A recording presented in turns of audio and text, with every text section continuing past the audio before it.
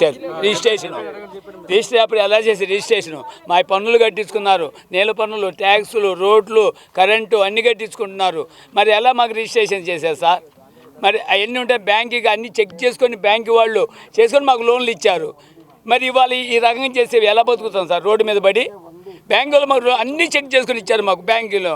మరి ఆ రోజు వీళ్ళు మరి కోర్టులో ఉన్నప్పుడు ఒక బోర్డు పెట్టుకోవాలి, లేకపోతే మన రిజిస్టర్ ఆఫీస్గా ఆఫ్ చేయమని చెప్పాలి.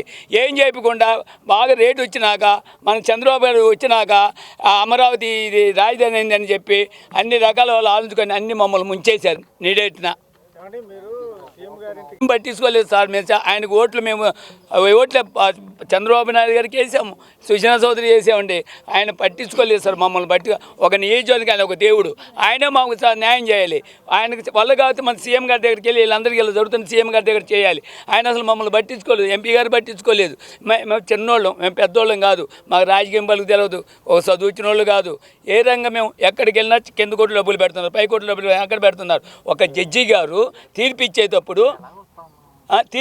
ఒక జడ్జి గారు ఎలా రిజిస్ట్రేషన్ చేశారు, ఎలా పన్నులు కట్టించుకున్నారు, ఎలా పర్మిషన్ ఇచ్చారు బిల్లుని కట్టుకోవడానికి.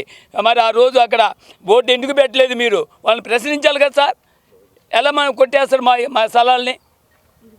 వాళ్ళు ప్రశ్నించాలి కదా జడ్జీలు, వాళ్ళ న్యాయమూర్తులు, అందరికీ న్యాయమూర్తులు, వాళ్ళు న్యాయం చేయాలిగా మాకు.